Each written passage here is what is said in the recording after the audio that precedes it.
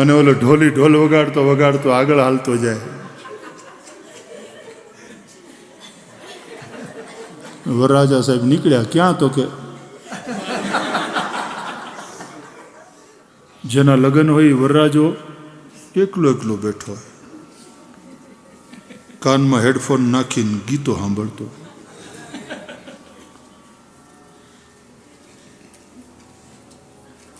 નહીં, ત્યારે તો વરરાજાને જેટલા લાડ લડાવાય એટલા લડાવવાના હોય ને. એની ગોદડી ઉપાડીને અણવર હારવાર હાલતો હોય. આ તો હવે એવું સારું થઈ ગયું. જૂના જમાનામાં તો ઉતારા એ ટાઈપના હતા, એમાં કંઈ બાથરૂમ ને ટોયલેટ તો હતા જ નહીં. પછી વરરાજા સાહેબ સવારના જાય બહાર જંગલ, તો લોટો પકડીને અણવર હારે હાલે.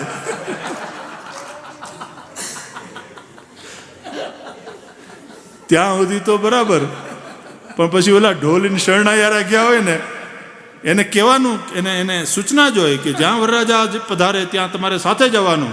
એટલે આગળ ઓલો ઢોલી પાછો ઢોલ વગાડતો જાય, શરણાયો ને વરરાજા જાય.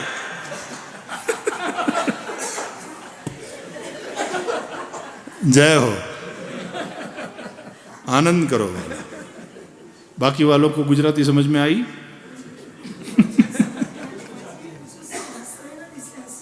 सब लोग हंस रहे हैं इसलिए तुम लोग हंस रहे हो. वाह. नहीं, उसके लिए सौराष्ट्र की संस्कृति से परिचित होना जरूरी है, तब ये इस बात का आनंद ले पाओगे.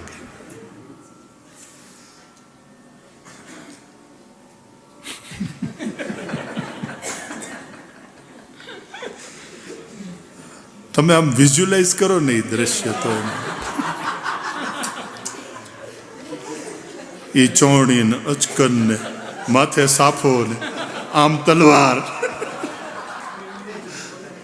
અને હારે લોટો લઈને અણવર, અને ઓલો ઢોલી ઢોલ વગાડતો વગાડતો આગળ હાલતો જાય. વરરાજા સાહેબ નીકળ્યા. ક્યાં? તો કે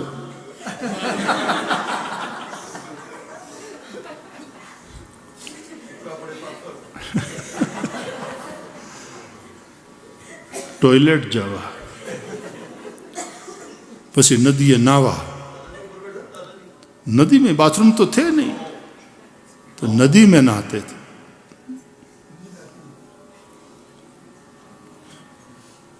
तो તે દિવસે તો કમ સે કમ વરરાજાનું મહત્વ હોવું જોઈએ ને. એ તો વરરાજા એને ખોટું લાગે.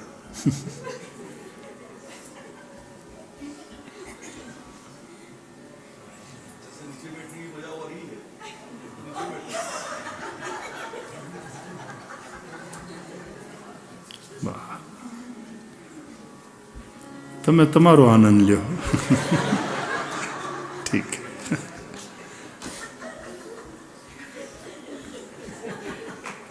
સરસ. આનંદ હમાર ગોત્ર.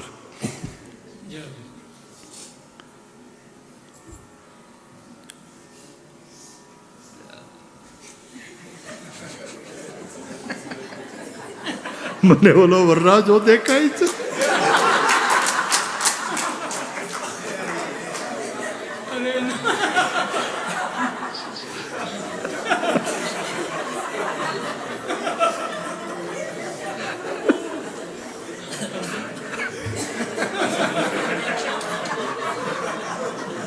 આ તો સારું છે દેવેન્દ્ર, આ લોકો વિડીયો વાળા નથી જતા.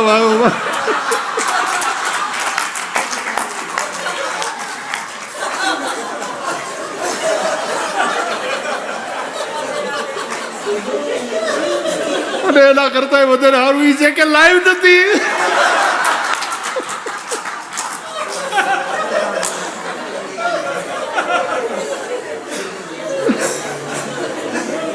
વરરાજાને એમને લાગવું જ ન જોઈએ કે મને ઇગ્નોર કરે છે લોકો.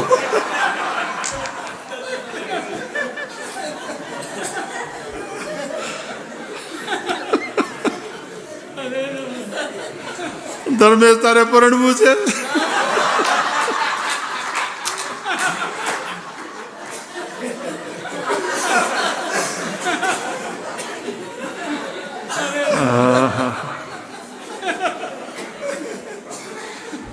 રાધે રાધે. પણ હવે પાક્કું તમને ઓલો વરરાજો દેખાવાનો છે. हे भगवान.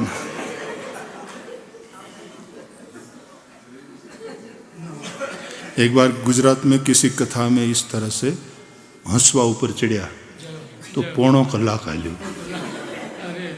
मैं कीधुं हवे तमे बधा आम बंद थाओ तो हूँ कथा आगळ करूँ. आटलुं कहूं तो पाछा खीखी खीखी करीने पाछुं चालू.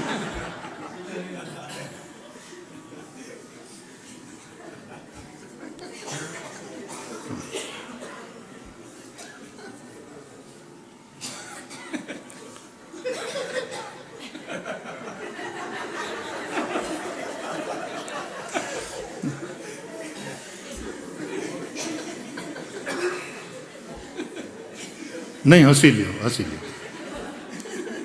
वरराजाना दर्शन करो.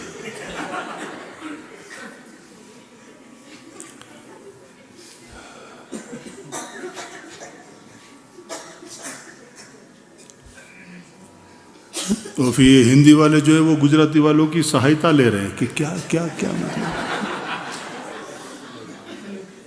कोई बात नहीं, वो टीवी की क्लिप में फिर सबटाइटल साथ में रखेंगे हिंदी वाले.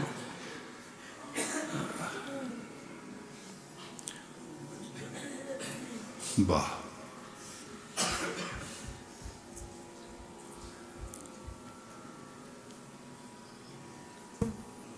शांति शांति शांति.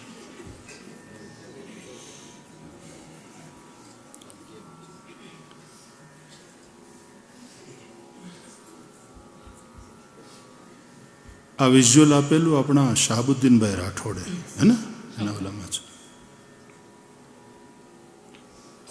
जबरदस्त.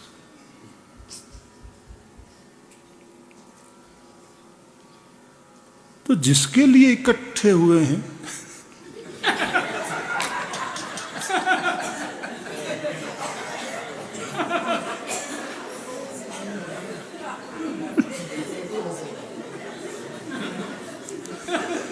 અને એના ઉપર ધ્યાન આપવાને બદલે તમે ભજીયા ખાવા બેસી જાઓ, તમને શરમ નથી આવતી?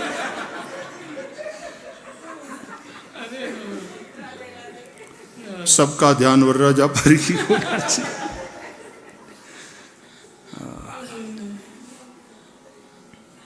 वाह.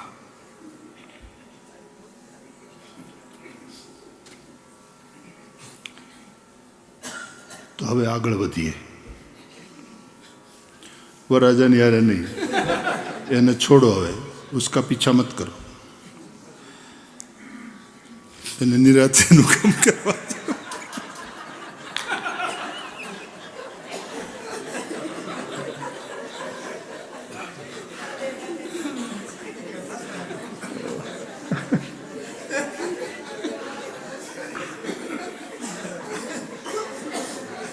આ પહાડમાં આટલા દિવસથી રહ્યા એટલા ગંભીર થઈ ગયા હતા કે મુક્તિનાથે ટેન્શનથી મુક્તિ આપી દીધી. બહુ સરસ. એની ટેન્શન નો. All good, very good. His grace.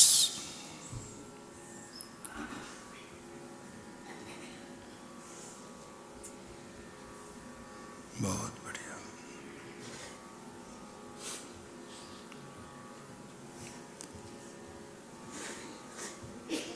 એટલે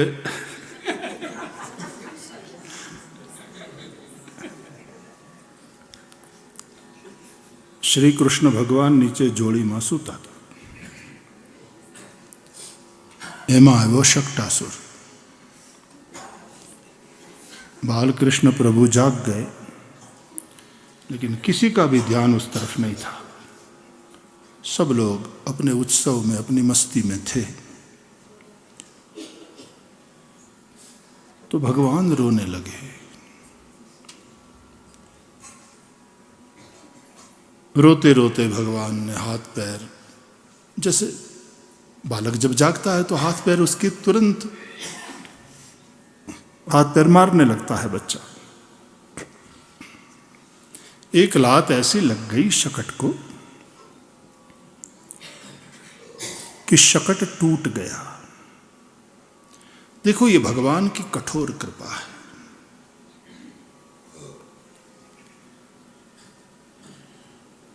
अब आप कल्पना करो, आप जरा उस और दृष्टि करो कि छकड़ा वहां पड़ा है, बैल नहीं जोड़े हुए हैं, तो छकड़े में कोई गति नहीं है, जहां पड़ा है स्थिर पड़ा है। और ऊपर है मटके में अनेक मटके, उसमें है रस, दधी रस कि दही है, दूध है, माखन है, घी है।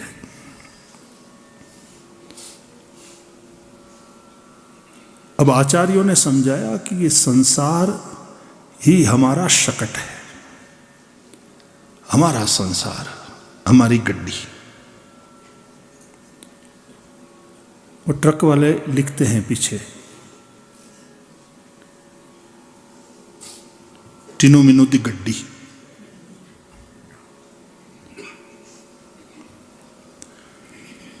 हमारा संसार, हमारी गाड़ी।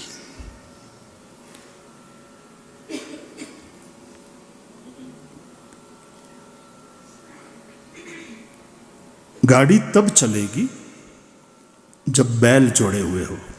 ये बैल गाड़ी है। आप जानते हैं कि बैल धर्म का प्रतीक है, वृषभ धर्म का प्रतीक है। उसके 4 चरण, ये सत्य, तप, पवित्रता और दया। 4 चरण। चरण क्यों है? आचरण के लिए,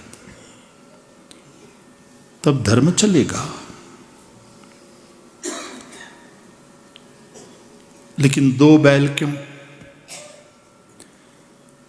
कि गृहस्थों के लिए 2 प्रकार के धर्म, परमार्थ धर्म और व्यवहार धर्म। क्योंकि गृहस्थ को व्यवहार में भी रहना है, बच्चों की शादी कराना है, बच्चों को सेटल करना है, अच्छा मकान भी बनाना है, व्यवसाय भी चलाना है, समाज में रहना है तो समाज के प्रसंगों में हाजिरी भी लगाना है कि कोई की शादी है, कि कोई की शादी की 25वीं सालगिरह है, उसका फंक्शन है, कि कोई बीमार चल रहा है तो देखने चले गए, कि कोई की मृत्यु हो गई तो वहाँ प्रार्थना सभा में हाजिरी लग गई, आदि आदि। व्यावहारिक कामों में भी सद्गृहस्थ को लगना होता है। लेकिन उसके साथ साथ पारमार्थिक धर्म ये भी तुम्हारे जीवन में होना चाहिए कि सुबह घंटा 1.5 घंटा ठाकुर जी की पूजा करी, अपना पाठ किया, अपना जप किया, अपना नित्य नियम किया। शाम को घंटा 1.5 घंटा कहीं कथा सत्संग चल रहा है तो वहाँ जाकर बैठे और कुछ प्रेरणा प्राप्त करी। संसार को भी सार्थक करने के लिए कुछ उपदेश वचन महापुरुषों के श्रीमुख से सुना, या तो साल में 1-2 हफ्ते निकाल करके कहीं कथा में गए, दान पुण्य किया, तीर्थ यात्रा किया, ग्रहण इत्यादि का नियम पालन करते हुए ग्रहण छुट्टी के बाद दान इत्यादि का संकल्प किया। परमार्थ धर्म। अब ये छकड़ा यहां पर पड़ा है, बैल नहीं जोड़े हुए हैं, तो ऐसा जीवन जहां न व्यवहार धर्म है न परमार्थ धर्म। कुछ लोगों का संसार ऐसा होता है, न उनके जीवन में परमार्थ है, व्यवहार में भी नहीं है, समाज की भी कोई पड़ी नहीं है। स्वार्थ स्वार्थ स्वार्थ, मैं और मेरा परिवार, और मेरे परिवार में भी फिर दोनों मेरा मेरा मेरा। तो परिवार में आपस में कलह,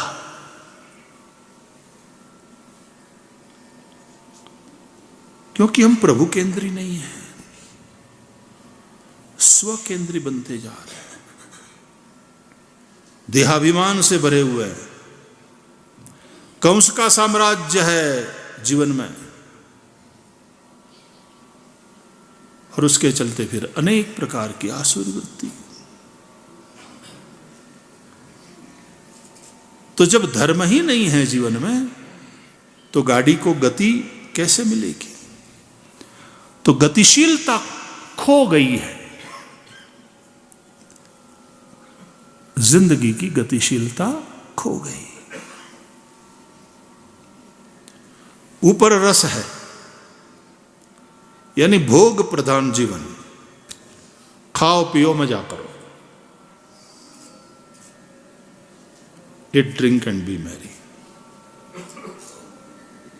पार्टियों में जाओ, सजो धजो, और प्लास्टिक वाला स्माइल चेहरे पर, how are you, oh wow कितनी सुंदर साड़ी है, ओ वाओ कितना सुंदर नेकलेस है।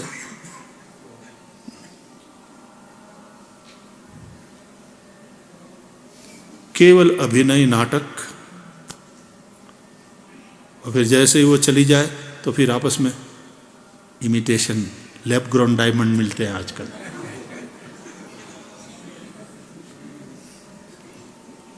एक दूसरे की निंदा करना, वो वाली जिंदगी।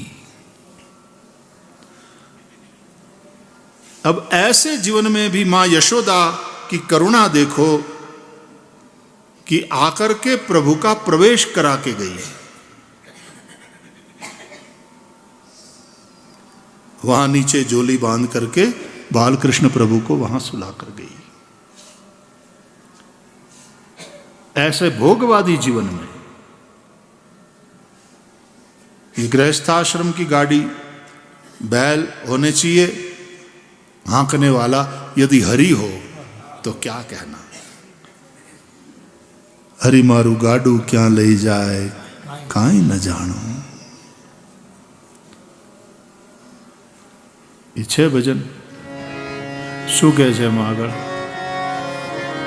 हे धर्म करम ना जोड़ा बड़ दिया, धर्म करम ना जोड़ा बड़ दिया, धीरजनी लगाम ताणू काई न जाणू। हरि तू गाड़ू मारू क्या लई जा, काई न जान। अरे प्रभु तू गाड़ू मारू क्या लई जा, हो काई न जान। सोलो रहेगा। काई न जाणू रे, काई न जाणू रे, काई न जान। अरे हरि तू गाड़ू मारू क्या लई जा, काई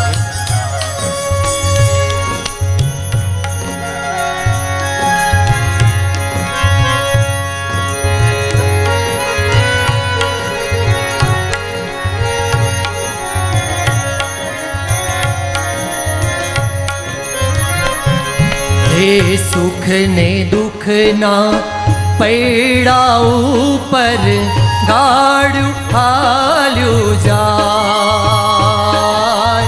सुख ने दुख ना पैड़ा ऊपर गाड़ू हाल्यू जाय। कदी उगे आसानो सूरज, कदी उगे आसानो सूरज, कदी अंधारू थाय। हे मारी मुझने खबर नथी भाई, मारी मुझने खबर नथी भाई, क्या मारू ठेकाणू काई न जाणू। अरे हरि तू गाड़ू मारू क्या लई जा, काई न जाणू, काई न जाणू रे,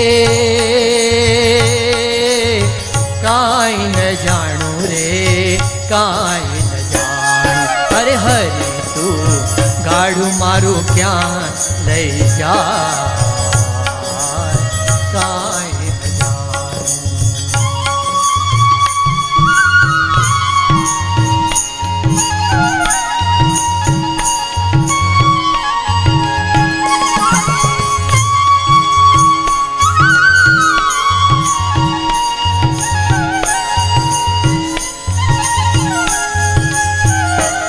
હો ક્યાંથી આવું, ક્યાં જવાનું, ક્યાં મારે રહેવાનું. ક્યાંથી આવું, ક્યાં જવાનું, ક્યાં મારે રહેવાનું. અગમ નિગમનો ખેલ અગોચર, અગમ નિગમનો ખેલ અગોચર, મનમાં મૂંઝાવા. હે જ્યારે વેરણ રાત વીતે રે, જ્યારે વેરણ રાત વીતે, જ્યારે વાય બાણું કાંઈ ન જાણું. હરે તું ગાડું મારું ક્યાં લઈ જા, કાંઈ ન જાણું. હે ધર્મ કરમના જોડ્યા પડદિયા, ધર્મ કરમના જોડ્યા પડદિયા, ધીરજની લગામ તાણું કાંઈ ન જાણું. અરે હરે તું ગાડું મારું ક્યાં લઈ જા, કાંઈ ન જાણું, કાંઈ ન જાણું, કાંઈ ન જાણું.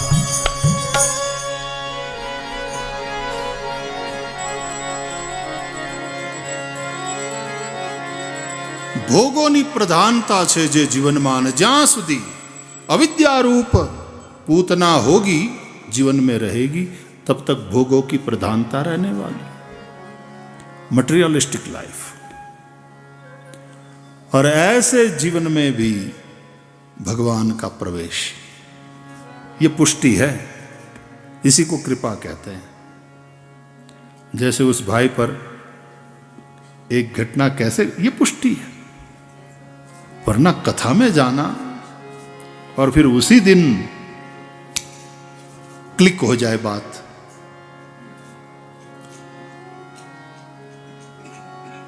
पुष्टि।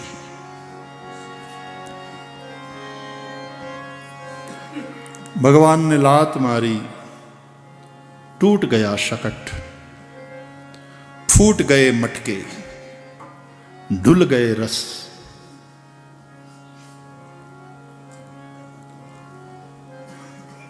ये प्रभु की कठोर कृपा है। उसके बाद तृणावर्त के उद्धार की कथा है। मां यशोदा एक बार बैठी थी लाला को गोद में लेकर के, फिर से कंस का भेजा हुआ, कंस का भृत्य सेवक, दैत्यो नामना तृणावर्तः कंस भृत्यः प्रणोदितः, चक्रवात स्वरूपेण जहारासीनमर्भकम्।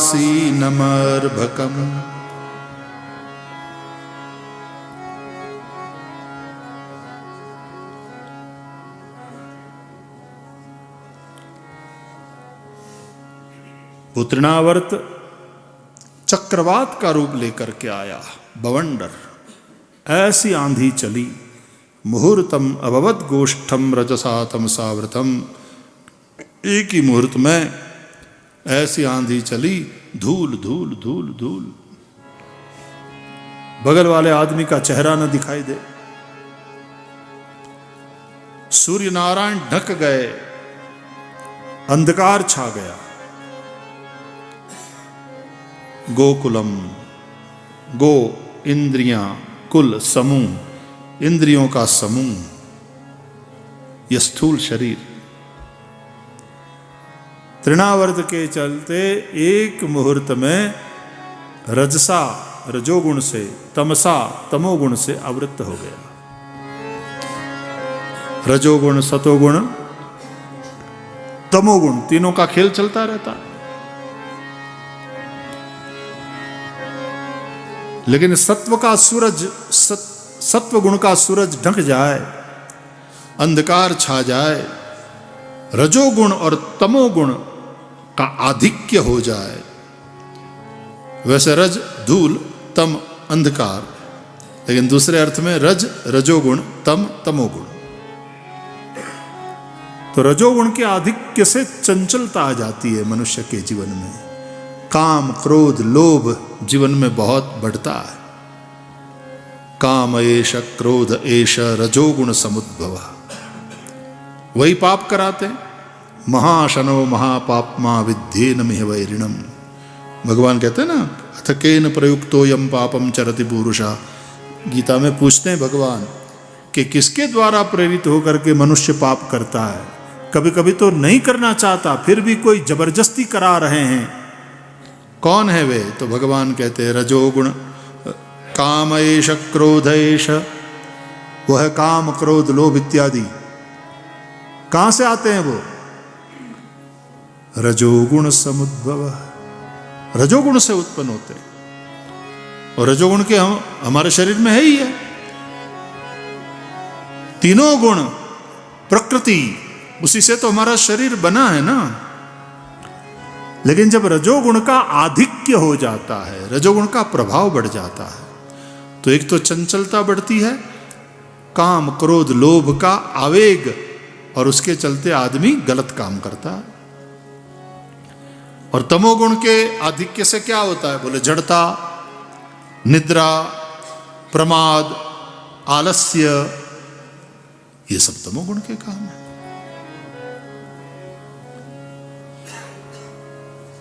और जो लोग सत्व गुण वाले हैं, धर्म के पथ पर चलते हैं, सत्संग करते हैं, तो उनमें भी रजोगुण तमोगुण तो है ही है। लेकिन वो क्या करते हैं? रजोगुण से, देखो तुम जो भी कर्म करते हो रजोगुण के चलते होता है, तो वो कर्म धर्म के अनुकूल हो, वो कर्म यज्ञ कर्म हो, वो कर्म भगवान की आराधना का रूप हो। स्वकर्मणा तमभ्यर्च सिद्धिम विन्दति मानव, वो कर्म करेगा लेकिन भगवान की पूजा के भाव से करेगा। वो तमोगुण के चलते निद्रा, वो सोएगा, सोना भी जरूरी है, लेकिन वो इसलिए सोएगा कि सुबह उठ करके फिर ठाकुर जी की सेवा में लगना है। तो सदुपयोग हुआ।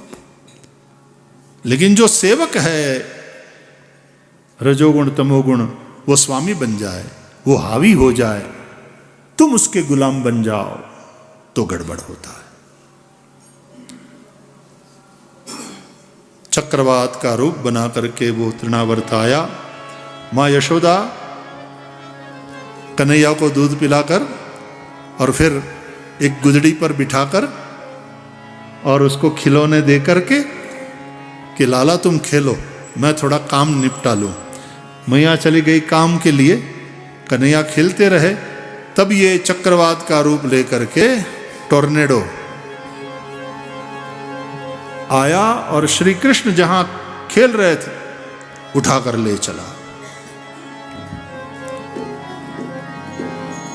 उड़ाकर ले चला श्री कृष्ण को। कन्हैया मन ही मन सोचे, वाह मामा जी खिलौने अच्छे अच्छे भेजते हैं। पहले गुड़िया भेजी, भांजे राजा ने तोड़ दी, फिर गड्डी भेजी, वो भी तोड़ दी, अब हवाई जहाज भेजा है, और ऊपर ले चलो और ऊपर ले चलो।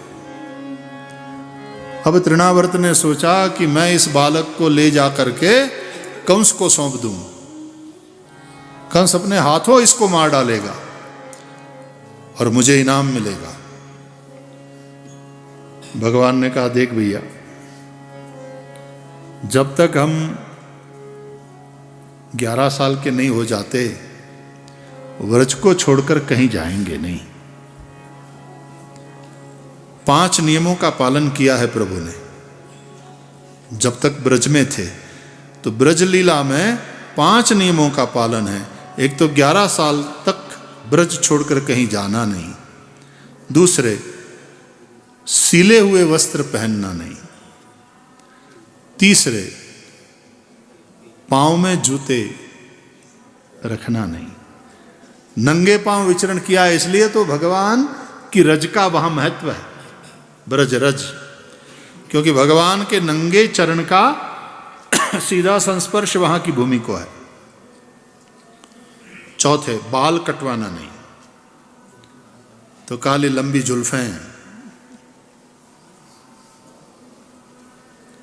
और पांचवा, हाथ में शस्त्र उठाना नहीं,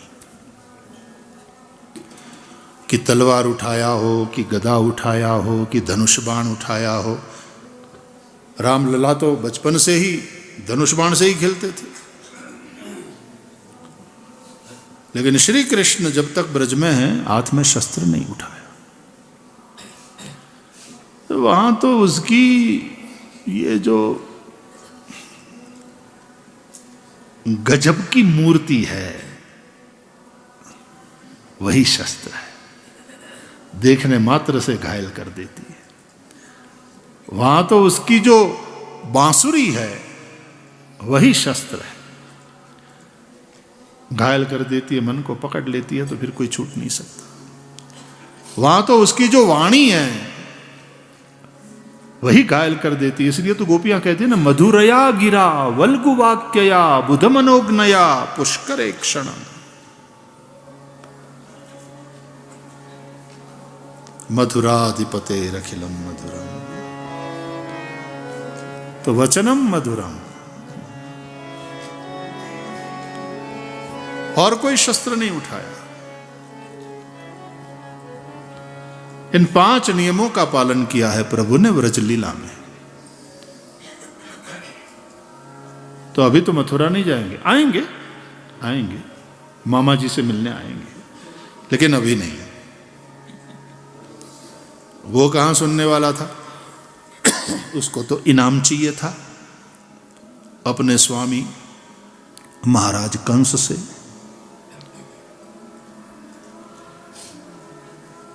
तो भगवान ने कहा, भाई इनाम तो हम भी दे सकते हैं, बढ़िया वाला इनाम दे सकते हैं। क्या? बोले, हम मुक्तिनाथ है, तुमको मुक्ति दे देंगे।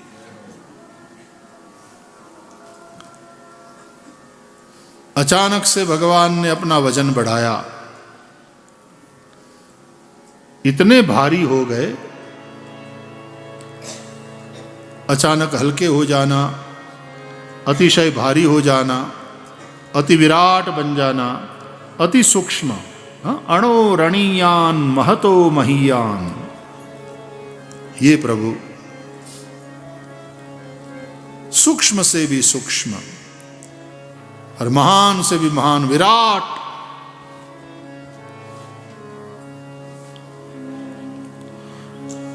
ये सब सिद्धियां हैं, और सिद्धियां तो प्रभु की दासियां हैं। तो एकदम भारी हो गए, अपना वजन बढ़ा लिया। अब तो तृणावर्त से, आखिर तो वायु रूपधारी था वो, चक्रवात, तो उठाया नहीं गया। तो वो सोचने लगा कि कहीं जल्दबाजी में मैं यशोदा के लाला को छोड़ नंद बाबा के आंगन में पड़ी हुई बहुत बड़ी नील रंग की पत्थर शिला को तो नहीं उठा ले आया। भगवान भी नीलमणि है, और नंद बाबा के आंगन में दूर एक नीले रंग का पत्थर, शालिग्राम।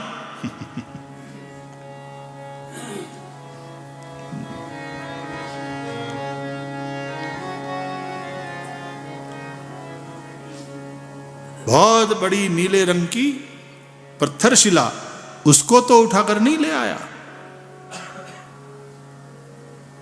भगवान ने सोचा, अंते या मति सा गति, अंत में जैसी मति होती है जीव की वैसी गति होती है। तो ये शिला का विचार कर रहा है, इसलिए भगवान ने उसको उसी नील रंग की शिला पर पछाड़ा। फोदा वेणा ही गया।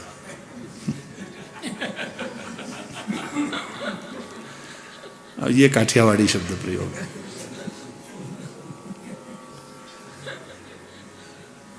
बिखर गया बेचारा।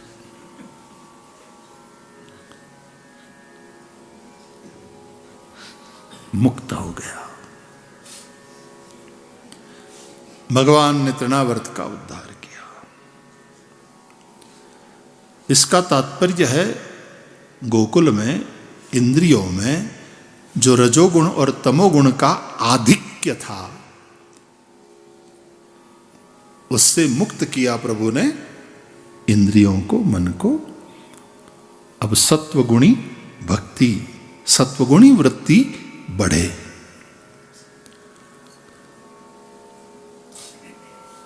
तो सत्वगुण का जैसे समुद्र है मां यशोदा। सत्वगुण का रंग कौन सा है? सफेद। रजोगुण का रंग कौन सा है? लाल। तमोगुण का रंग कौन सा है? काला। इसलिए यज्ञ वेदिका है ना यज्ञशाला में, ये प्रकृति का ही रूप है। और उसकी जो तीनों मेखलाएं हैं वो अलग अलग रंग वाली है ना। सबसे नीचे है काले रंग की, बीच वाली लाल रंग की, सबसे ऊपर वाली सफेद रंग की। तो ये तमोगुण, रजोगुण, सतोगुण। तो तमोगुण से रजोगुण की ओर, रजोगुण से सत्वगुण की ओर। और एक समय आता है सत्वगुण भी छोड़ना है और अंदर सीधे वो जो अग्नि है वो प्रभु का रूप है, उसमें आहुति, अपने जीवन की भी आहुति देते देते अपना जीवन आहुति बने। गुजराती में वो प्रार्थना वाला पद है ना, जीवन अंजलि था जो मारूं, जीवन अंजलि था हे मारूं, जीवन अंजलि था मारूं, जीवन अंजलि था जो भूख्या काजे भोजन बन जो, भूख्या काजे भोजन बन जो, तरस्यानु जल था जो मारूं, जीवन अंजलि था जो मारूं, जीवन अंजलि था जो।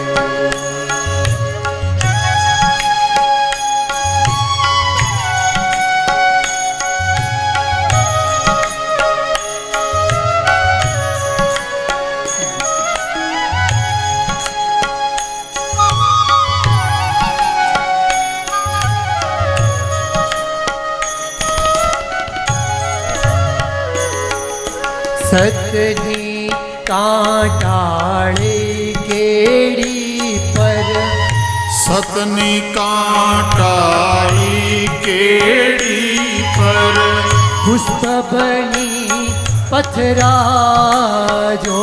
ओ सतनी कांटाळी केड़ी पर, पुष्प बनी पथरा जो। झेर जगत ना जिरवी जिरवी, अमृत उरना पाजो। ओ झेर जगत ना जिरवी ने, अमुर अमृत ना पाजो मारूं, जीवन अंजलि पाजो मारूं, जीवन अंजलि पाजो। हे भूख्या काजे भोजन बन जो, तरस्यानु जल था जो मारूं, जीवन